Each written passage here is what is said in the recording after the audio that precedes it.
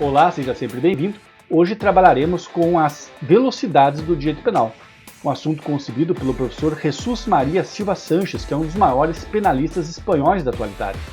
Você já deve ter ouvido até falar em primeira, segunda e terceira velocidade, mas eu quero ir além dessa questão e apresentar para você a quarta velocidade do direito penal, algo que você realmente não encontra por aí, por isso cuidado, atualização, quarta velocidade do direito penal. E claro, você precisa assistir até o final do vídeo para saber o que essa quarta velocidade representa. Mas antes, convido-o a se inscrever no meu canal e ativar agora as notificações para que você aproveite ao máximo os nossos vídeos e seja avisado sempre dos lançamentos. Inscreva-se agora e vamos para as velocidades do direito penal. Analise o enunciado da questão abaixo e assinale certo ou errado. Em sede de política criminal, o direito penal de segunda velocidade, identificado, por exemplo, quando da edição da Lei de Crimes Hediondos e de crime organizado, compreende a utilização da pena privativa de liberdade e a permissão de uma flexibilização de garantias materiais e processuais. Certo ou errado? A afirmação está errada. Vamos aproveitar para revisar com vocês as chamadas velocidades do direito penal. Lembre-se que aqui a afirmação fala em segunda velocidade do direito penal. Esse estudo surge a partir da obra de Jesús María Silva Sánchez, portanto, autor espanhol, que entende, em primeiro momento, entende-se, que o direito penal teria duas velocidades. Em primeiro momento, a primeira velocidade seria caracterizada pelo uso da prisão, com o direito penal prioritariamente ao utilizar da prisão, e por se utilizar da prisão deveria ter um absoluto respeito e observância às garantias processuais e garantias penais.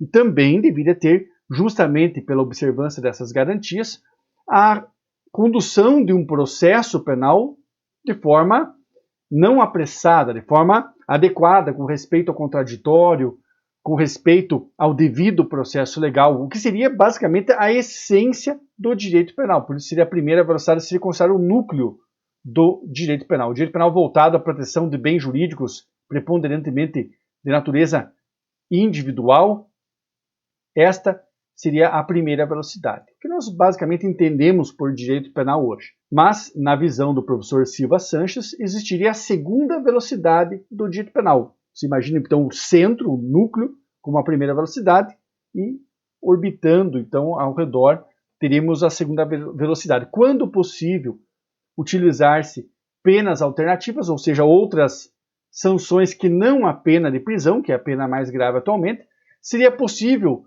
se relativizar as garantias individuais. Como nós não temos consequências tão graves para o direito penal, para o acusado, melhor dizendo, em razão de um direito penal mais leve, que possibilita a aplicação de uma pena alternativa, seria possível a relativização das garantias individuais e também um processo penal abreviado, célere.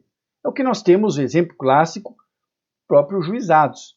Nós temos várias das medidas descarcerizadoras, também chamadas despenalizadoras, na lei dos juizados, a transação penal, a suspensão condicional do processo, revisando primeira velocidade, o direito penal tradicional, que por se utilizar de uma sanção penal rigorosa, observa também de forma rigorosa as garantias individuais e tem um processo penal que segue um fluxo normal. Não pode ser um processo muito rápido, também não pode ser um processo muito demorado. Segunda velocidade, como nós temos lesões mais leves que permitem a aplicação de sanções mais leves, podemos ter um processo abreviado. Primeira velocidade, segunda velocidade.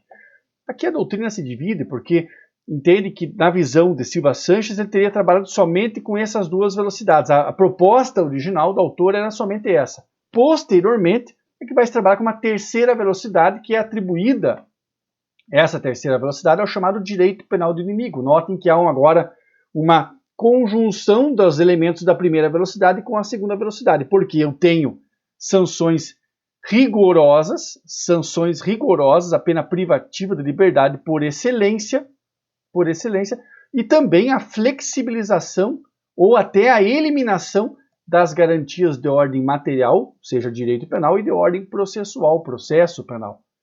Lembramos que o direito penal do inimigo, a sua autoria é Günther Jacobs, mas alguns autores também fazem referência já a Edmund Metzger. A Edmund Metzger foi um dos grandes penalistas do nazismo e que já aqui nesse momento defendia esse maior rigor contra determinadas categorias de pessoas. Depois, Jacobs retoma a ideia do inimigo, dividindo o direito penal do cidadão. Vamos imaginar o direito penal lá de primeira velocidade seria o direito penal normal do cidadão, buscando recuperação, ressocialização, e teremos o direito penal do inimigo, um direito penal de guerra, onde a intenção não é recuperar, é neutralizar, é retirar de circulação realmente o inimigo.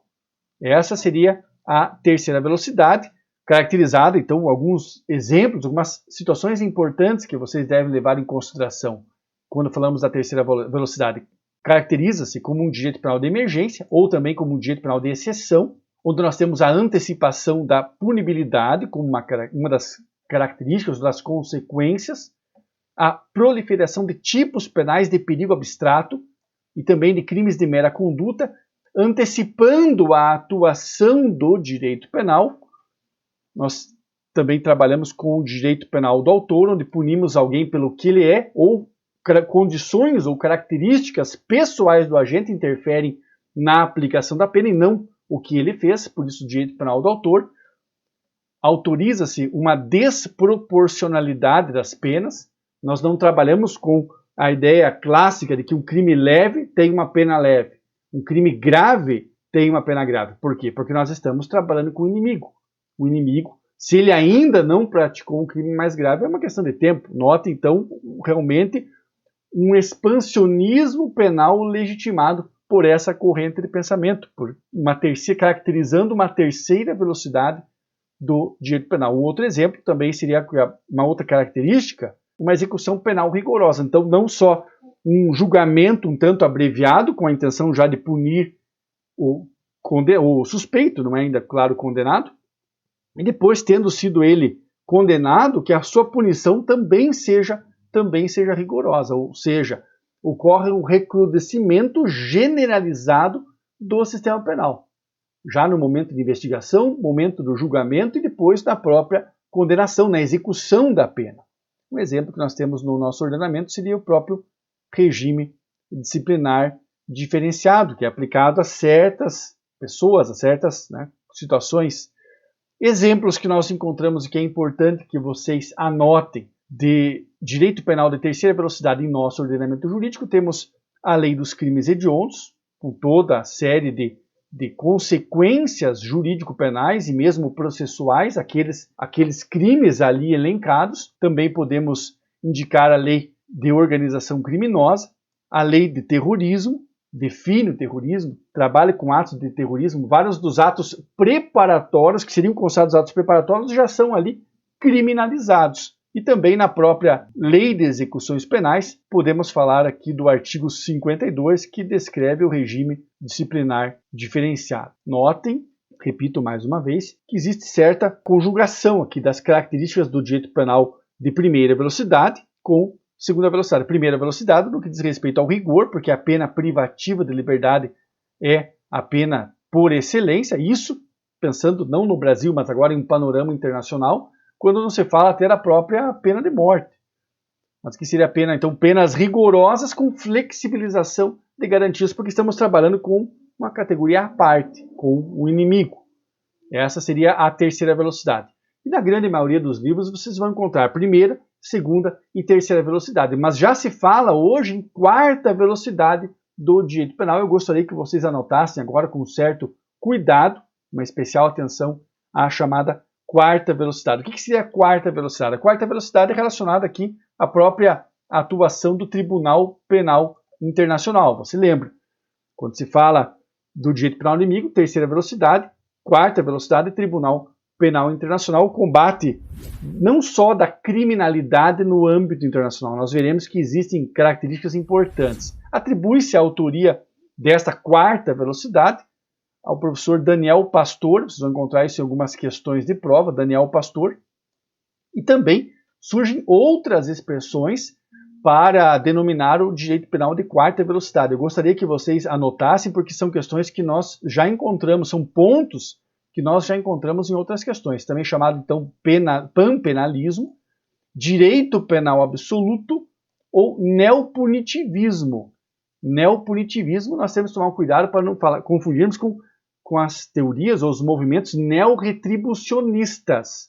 E daí você trabalha com neorretribucionismo, trabalha com lei e ordem, trabalha com janela quebrada, com também outra ideia. Cuidado com estas expressões. Atenção, qual é a ideia aqui? Nós temos, no âmbito da atuação do Tribunal Penal Internacional, crimes praticados por chefe de Estado contra a própria humanidade. Exemplos seriam crimes de guerra, crime de genocídio e outras graves violações a tratados internacionais de proteção aos direitos humanos. Ou seja, não basta que seja então um crime praticado no âmbito internacional para pensarmos na quarta velocidade do direito penal, mas sim que seja um crime grave praticado por um chefe de Estado, que ele, quando o chefe de Estado venha justamente se utilizando da máquina estatal, praticar graves violações aos direitos humanos, caracterizando crimes de lesa humanidade.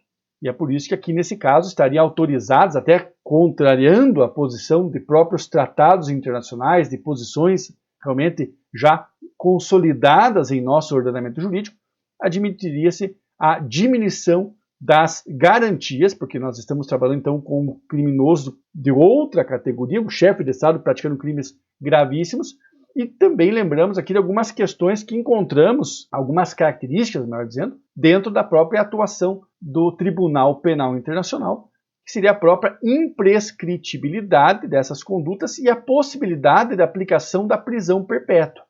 É claro que daí a prisão perpétua há que se harmonizar com o direito penal brasileiro, por isso que existem certas adaptações depois no que diz respeito ao cumprimento da pena, mas quando nós trabalhamos agora com o direito penal de quarta velocidade, são essas características que eu gostaria que vocês anotassem. E os exemplos que nós podemos citar seria o próprio julgamento de Nuremberg, que ocorre após a Segunda Guerra Mundial, o julgamento dos nazistas, o próprio julgamento de Saddam Hussein, Muammar Gaddafi, também outro exemplo.